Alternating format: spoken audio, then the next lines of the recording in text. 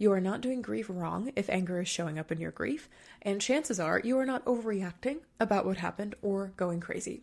In this podcast today, I'm going to outline what many people do not know about the relationship between anger and grief. I will teach you 3 of my favorite ways to cope with anger in the aftermath of loss. I will share with you why you do not need to fix your anger in order to heal, and talk about why exactly anger deserves a place in your grief experience. So if you are good and mad, and I believe it's possible to be both, let's get started.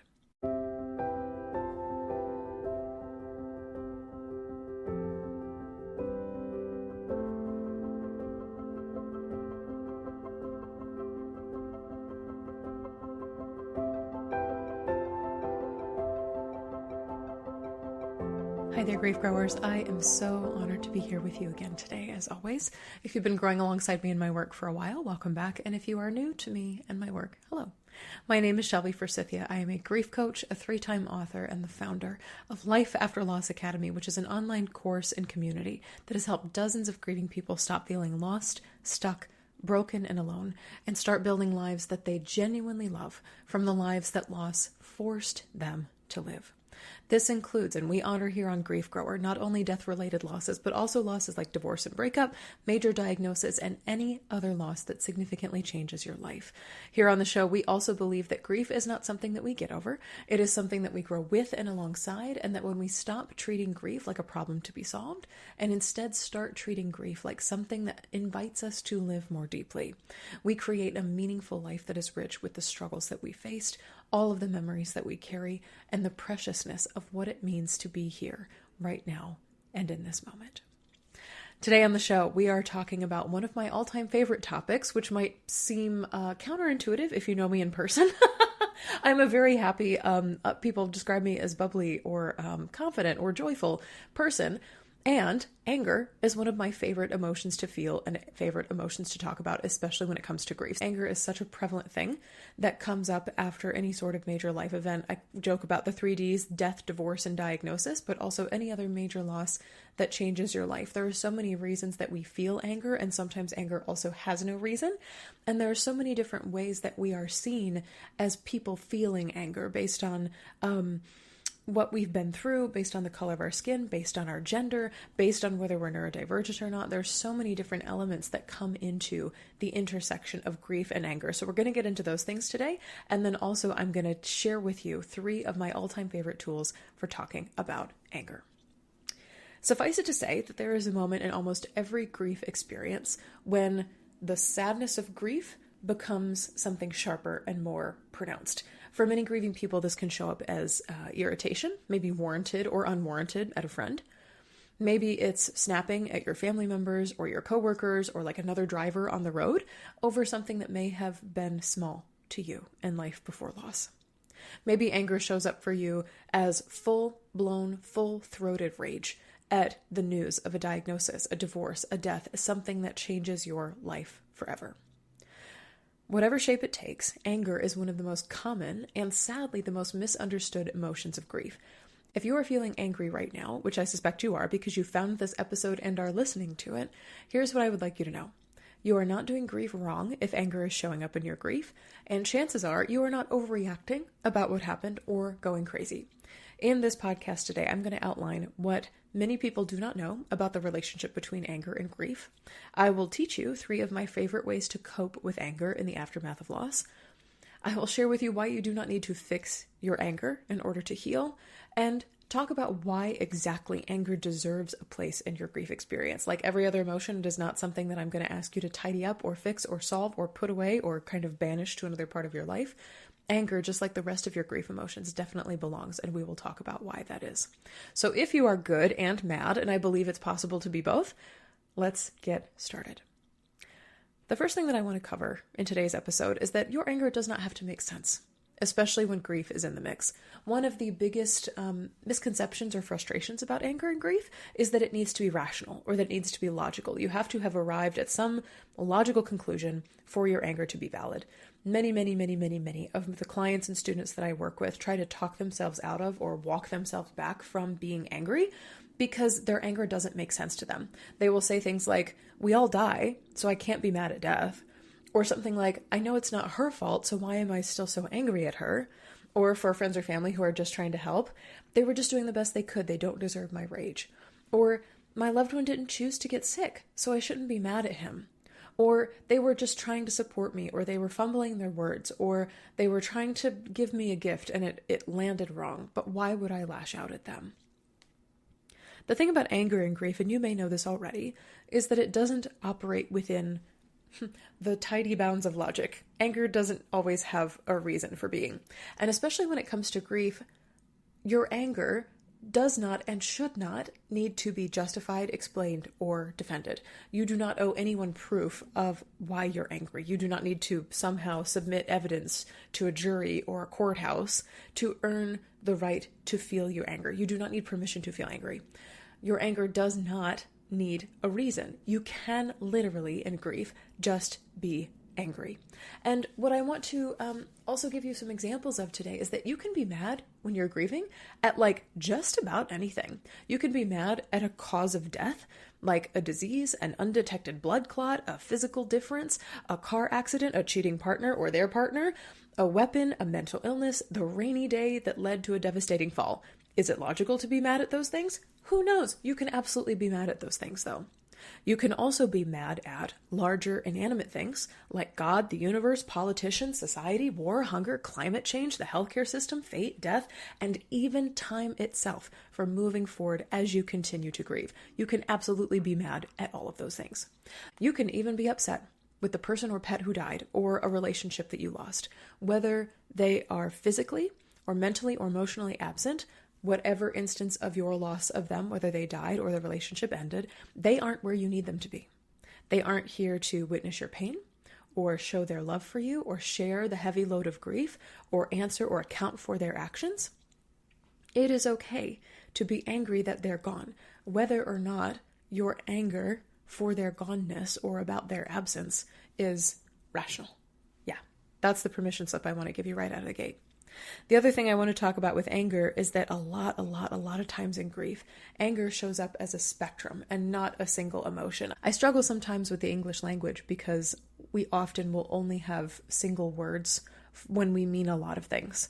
People say anger and grief, and a lot of times people will assume that anger equals loud, violent, blatantly obvious. When people hear the word anger, they picture people yelling or slam doors or explosive rage or like temper tantrums. But after a loss, anger rarely comes out one way. And more often, it lives on this very, very large kind of x-axis, y-axis spectrum of volume and intensity.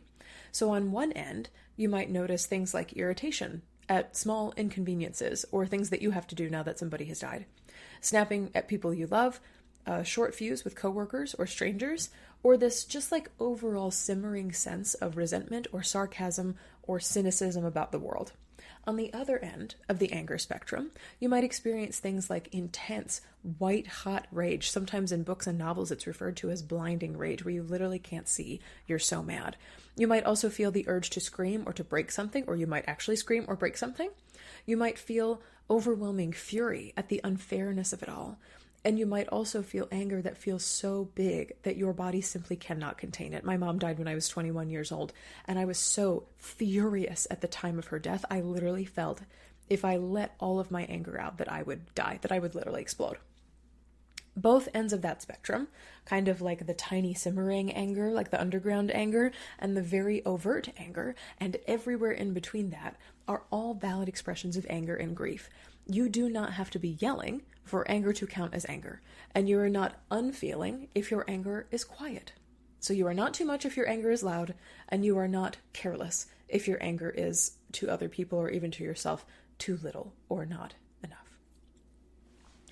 Before we get into the 3 tools, I want to take a very important, not a detour. This is a very important addendum to the topic of anger, and it's one that's even more significant in this, the year of our Lord 2026. And that is, anger does not look the same for everyone. It is worth naming, worth stating, that anger is not experienced or expressed the same way across every person or community. And that matters a heck of a lot, especially when it comes to anger and grief, because the way that we are socially conditioned, the places where we grow up, the communities we grow up in, the society, the media we consume, the lessons that we learn, all of this plays a massive role in how we are allowed to show anger.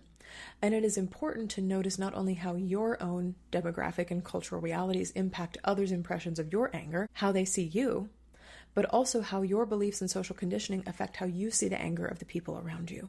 Because we are always kind of surveying and being interested in and critiquing our environments and the people around us. We're always just kind of aware of other people and noticing how other people see you and how your anger is perceived and how you perceive others' anger is really significant, especially when it comes to anger that is grief related. I'll give you a whole bunch of examples. And if you are looking for the research articles that these are based on, like the actual scientific and psychological research, you can find the blog for this podcast episode at shelbyforsythia.com/blog. And you can just search the word anger and you'll be able to find it there.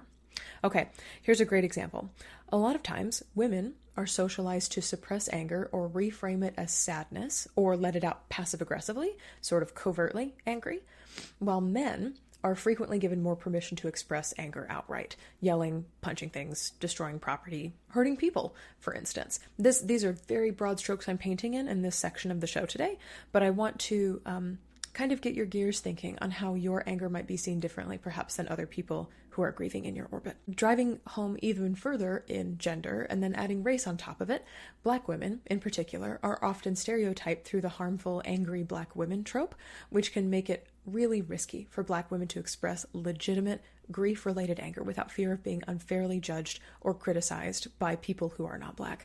A very similar trope is true for Latinx people, Latina, Latino, Latinx, who are pigeonholed a lot of times, especially in media and the movies, as hot-tempered or spicy. People expect them to be angry and expect that anger to come out in a very specific or certain way. So when it doesn't, they are judged or criticized or dismissed or ostracized.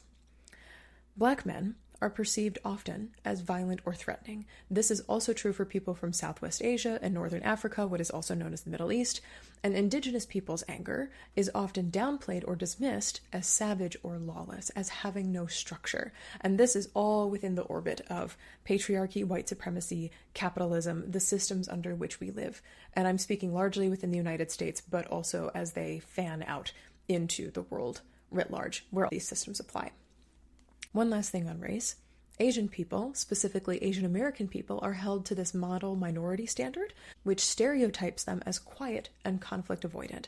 And while some studies I found show that several Asian communities prioritize something called emotional suppression, which is a conscious or unconscious tamping down of all emotions to kind of co-regulate a collective family or a community experience. It's like, if we're all kind of on the same emotional baseline, then everyone's largely okay.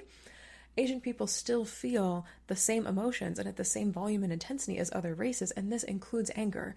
And so I think societal expectation or media expectation will often portray Asian grief as quiet or subdued or restrained.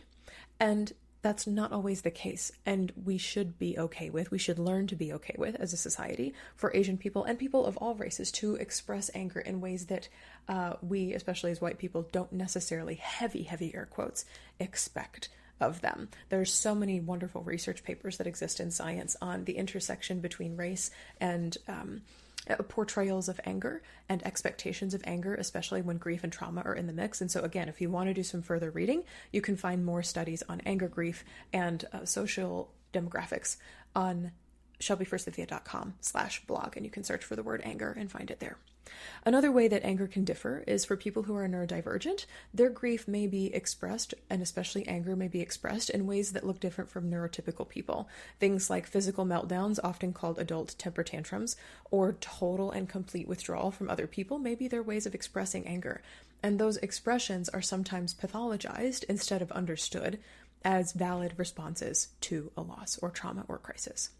People who are queer, hi, hello, LGBTQ plus grievers' anger is frequently perceived, especially by larger society and culture, as diva behavior or hostile, especially for trans people. And they are commonly accused of having political motivations underneath their anger. Like, you're just angry so you can get this bill passed. You're just angry so you can whine to a senator. You're just angry so you can cause a scene at this this council wards meeting or whatever the awful story is that people are making up about them. A lot of queer people as well face a sort of banishment because of others' perceptions of their anger, being ostracized from their families, friend groups, jobs, communities. Queer people express rage, society's like, nope, and kicks them out of places or spaces where other grieving people may find help and support. In another demographic lens, I'm shifting you again, younger grieving people, I'm thinking teens and children, are sometimes dismissed as immature or dramatic for the exact same anger and the exact same way of expression as an adult would have. And it is so frustrating because younger grievers, they know grief. They may not developmentally understand or recognize the full extent of what is happening, but that doesn't mean that their anger is ignorance or naivete. And that is something that is often applied to younger grievers. I think the same can be said for old people as well. People don't expect older people to like have outbursts or be angry or to be violent necessarily. It's like, she's a nice old lady. Why would she be acting like that? I'm like, she's angry, she's grieving. And it's really interesting to notice, like, what expectations do you have of yourself and your anger, or do other people have of you and your anger based on these demographics? And then, of course, this goes without saying, poor people, homeless people, mentally ill folks, as well as anyone with substance use disorders face additional layers and layers of societal judgment surrounding anger because they are often blamed as the cause of their suffering and misfortune, and therefore they are the root of their anger issues in addition to everything else that they are facing. I know that's a lot of information to dump on you all at once, and it may or may not apply to your identity specifically, and it also is a door opener, a lens opener, a viewfinder for how anger and grief exists in the world. We say so often on Grief Grower that grief never exists in a vacuum, and noticing your unique demographic, sociological, financial, economical, political profile, noticing all these things about yourself, all the identities you hold, in addition to griever, is a fascinating way to recognize how grief is at play and how perceptions of grief are at play and what stereotypes about grief are at play in your own life and then also in the lives of other people around you. If you have ever felt like you've had to hide or minimize or explain away your anger because of how you might be perceived by other people, that makes complete and total sense to me. I also want to validate that it takes so much emotional energy to assess the room, to read the room, and package your anger differently in order to be taken seriously or access care or belong to a community or feel safe. And that is a heavy load on top of already heavy grief, to not just be grieving, but to be self-policing or self-dampening in order to not make other people scared or uncomfortable or willing to exile you when you are angry. The tools that I'm sharing in the next section of our podcast today are going to be helpful to you in understanding and processing anger, but I also want you to know that if a lot of what I'm saying is bringing up, oh my gosh, I haven't been able to express anger in my marriage because I'm the woman, or I haven't been able to express anger in my family because I'm the youngest, or because I'm Asian and I'm adopted, for instance, it might be worth considering how you might look for or get additional support personalized to the unique identities you hold, whether you are a poor person, whether you're a queer person, whether you are someone with a history of a substance use disorder, whether you're a Black person. If you simply Google Black mental health care for grief, or something like homeless mental health care for grief, you will find likely something in your area or something online that can be an additional scaffold to you in addition to the tools in this episode. Okay, here's the part where I teach you my 3 tools. These are 3 tools for coping with anger after a loss, and these are all a part of my online course and community, Life After Loss Academy, which is open year-round to all grievers. We have about 60 folks in there right now who are all learning and grieving together. And anger has its own dedicated lesson inside the release module. This is kind of like the second part of the course. It has 5 parts. This is the second part. And this is where we work on meaningfully grieving and releasing everything loss has taken from us, including our old identities, our old hopes, and our expectations for the future. And of course, anger is a big part of releasing, of letting things go, because we don't want to let things go. We're mad about having lost things. So often, loss forcibly takes things from us that we never consented to have taken, and that is cause for rage. And again, rage needs no reason. Anger needs no reason. But sometimes we have some very good reasons to be angry, and so anger definitely exists as a part of grief. So I go much deeper into these tools and guidance inside Life After Loss Academy. But for all intents and purposes in this podcast today, this is kind of your overview, the foundation of the 3 different methods that I personally use with students who are working with anger. So see if one or more of them help you notice or cope with your own anger differently. The first one is something I call the doorway method, and it is a common part of therapy and psychology practices. And it basically is asking the question, like, what is anger a doorway to? Because anger is not usually the only emotion that exists at one time in your heart. It frequently acts as a doorway or a trapdoor to something underneath it. Hidden below an initial or a surface feeling of anger, you might find underneath that trapdoor powerlessness, hopelessness, helplessness. Especially after a loss, anger can sometimes feel more bearable or more actionable, like you have a fire under your butt, than darker or joyless emotions, because anger comes with energy and momentum. You can do something, you can hit something, you can yell about something, you can type an angry 8-paragraph long manifesto about something, while grief's other emotions, things like despair, powerless, helplessness, hopelessness, can feel more like just sinking or giving in to the pain of grief. And so a lot of times anger is a lot easier or more accessible to feel. And so ask yourself, this doorway method, what might anger be protecting me from feeling? When you ask this question, it doesn't mean that your anger isn't real and that it's not a valid emotion to be feeling. It means that anger might just be one layer of a bigger emotional picture, a bigger emotional story. And naming or trying to name what is underneath it, what's at the root of the anger, can bring a surprising amount of relief and clarity. And again, we do so much more of this inside Life After Loss Academy. The second tool I have here for you, and please enjoy this thunderstorm outside while we are recording today, it's very apt for the episode about anger, is what I call, and pardon my French, the give a shit method.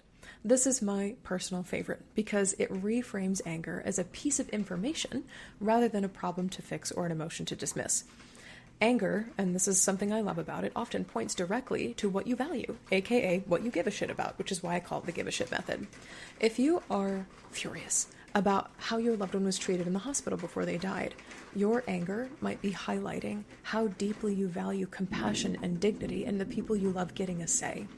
If you are angry that you didn't get clear answers during a divorce or a diagnosis, that might be a sign that you value honesty and upfrontness and clarity. And so using the thing that you are angry about, I am angry about X. Ask yourself, what does this anger tell me that I care about? Something that was really remarkable to me after I grieved the breakup of an engagement very unexpectedly in 2017. The person I was going to marry told me they didn't want to be engaged anymore for a few different reasons, but one really big one that was a deal breaker for me. And it came out of the blue like lightning. That is happening right now here in Chicago. And I felt so kind of flattened and flabbergasted and shocked that I had not seen this coming.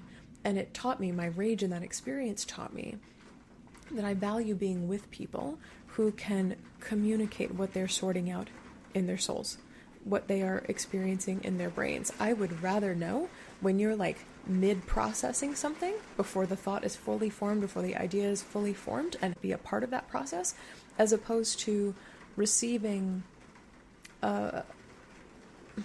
essentially an eviction notice from a relationship out of the blue. It was absolutely devastating to me, and one of the highest values that I learned that I held in my anger is communication, clarity, and considerateness for the other person in a relationship. And I remember writing those values at the top of a list, and when I met my now wife, she actually had a list of her own that was very similar, and those were 3 values that we had in common. So the value of asking, what does my rage tell me that I care about? It can transform anger from something that feels chaotic and uncontrollable and sort of bigger than you into something that actually has a meaning and can serve a purpose for you in your life. You don't have to do what I did with it. You don't have to make a list.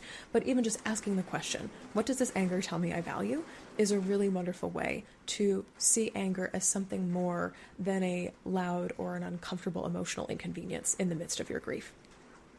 Okay, last one. Number 3 is the get it out method. This is, sometimes anger just doesn't need to be analyzed. It can't be analyzed. It may not have a reason for being. It just needs somewhere to go. Because not every angry feeling requires your reflection or understanding right away. In fact, sometimes doing the first 2 things, trying to intellectualize anger in the moment, can lead to spiraling or rumination, or it's like all I'm thinking about is my anger, and that can be very intense or exhausting on top of everything else in grief that you are already carrying. So instead, the get it out method is about just getting it out of your body, physically and creatively releasing anger from your mind and your body. This could look like making a list of everything that feels unfair or unjust, or simply scribbling. If you can't write words, just scribble aggressively in a notebook. This could be going for a vigorous walk, hike, run. Anything that kind of tuckers you out physically is a great way to discharge anger. It could also look like punching a pillow or jumping angrily on the bed, like stomping your feet on the mattress. Absolutely. It could look like yelling in a forest or towards a body of water. Y'all have heard me tell stories before about going to the pier here in Chicago and screaming, or crying in your car. People talk about cars as a very safe place to grieve because they are sort of enclosed spaces, especially when they're parked and still. Maybe don't cry while driving, but park somewhere safe and still and let yourself feel it. Or safely destroying physical objects. I made a great list here of stomping on cardboard boxes for recycling, smashing bread or crackers. This is something I recently read about in Ocean Vuong's book, The Emperor of Gladness. There's an old woman in the novel who smashes bread rolls into mud when she's furious. You could scrub dirty dishes, beat rugs outside, you could pound clay or Play-Doh. Even chores, like household chores that require cleaning, when done with the right mindset, can be ways of expressing anger. The last one I have here on the list here is visiting a rage room. This is something that, all puns intended, has become all the rage in the last 5 to 10 years or so. So see if there is a rage room in your area. They will usually set up things like old TVs, computers, glass vases, things that can be easily broken and are satisfying to break apart, and you will wear essentially not a hazmat suit, but like protective gear and glasses and a helmet, and be allowed to go in there with a baseball bat or a hammer or something similar, and to literally break things apart as a way of discharging anger, rage, or angry emotions in a safe and controlled environment. The question I have for you in this section, or like your guiding question, is to ask, what would be a safe and satisfying way to release this anger right now? Like, what is possible for you right now? Comprehension about your anger can come later, if it comes at all. And sometimes the most helpful thing you can do with anger is simply to let it exist, to let it move through you, and to let it be expressed through the vessel of your body. And especially if you are not ready to ask, like, what might be underneath my anger, or what might it mean that I value? The get it out method is your best place to start. Even mindfully feeling and practicing releasing anger is a great thing to do and to cultivate, to practice doing it over and over again when you are grieving. The thing I want to leave you with today is that anger deserves a place in your grief. Anger is not a sign that you are stuck or unhealed or too much or not enough. It definitely does not mean that you're doing grief wrong. And it doesn't mean that something is broken inside of you, or that you are permanently wounded in a way that means you can never be done up again. Anger, as an emotion in and of itself, is a natural and valid response to everything loss has taken from you. Your person, your pet, your future, your relationship, your body, your sense of safety, your old identity, all of it. Learning to work with and listen to your anger instead of fighting it or trying to shove it away or fearing it can be one of the most freeing and insightful parts of grieving. So if you are feeling angry, let this be my permission slip to you. You do not have to justify, minimize it, or wait until it makes sense in order to work with it. All you have to do is to notice it and consider, ask yourself the questions, whether it holds any additional meaning for you in this moment. And even if it doesn't, or even if that is too exhausting of a question to ask right now, allowing yourself to feel it and release it can help you feel like you are still growing and still working with grief, even in the midst of this storm of anger. These 3 tools, the doorway method, the give a shit method, the get it out method, are just the start, just the beginning of what it looks like to start to examine the emotion of anger and to work with it inside the context of grief. Inside my course in Community Life After Loss Academy, we go so deep into each of these tools. There's journaling prompts, there's practices, there's so many more ideas for expressing each of them. There is an entire lesson, a whole workshop, a video on demand dedicated to anger. Plus so much more support for every single emotion that grief brings to the surface for you. If you are in a place where you are ready for tools, community, and support to help you move through the emotion of anger and every other layer of grief, Life After Loss Academy is here for you. The course and community is open year-round and includes weekly coaching with me, so you can get support for your unique loss, whether you are facing a death, a divorce or a breakup, a diagnosis, or any other major life transition.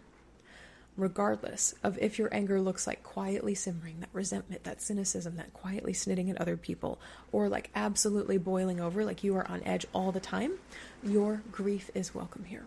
So you can look in the show notes for this episode to learn more about Life After Loss Academy, or if you are not sure whether it's right for you, you can take my free 2-minute quiz to find out. And even if it's not right for you, I will tell you honestly, at the end of the quiz, you will get resources for coping with grief in the aftermath of any sort of devastating loss. I hope you'll check it out, and I would love to hold space to be good and mad with you.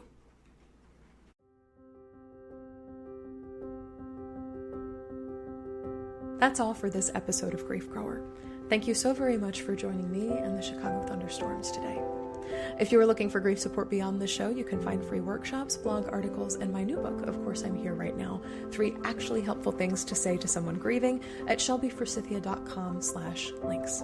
And if you'd like to get support regarding anger or any other emotion from me for your unique loss experience, you can join us at any time inside Life After Loss Academy. As a student, I will walk you through my 5-step grief method: ground, release, integrate, establish, and foster, for rebuilding after loss, and you can get live coaching from me every week to answer your questions. And yes, replays are always available if you can't attend live. If this podcast felt validating, comforting, educational, or otherwise helpful to you, please leave a review and subscribe on Apple Podcasts or Spotify. And be sure to share Grief Grower with a friend, because you never know what someone you love is going through. Grief Grower is hosted by me, Shelby Forsythia, with theme music by Addie Goldstein. Until next time, Grief Growers, I see you. I am so incredibly proud of you and the work that you're doing in the world. And I love you. Because even through grief, we are growing.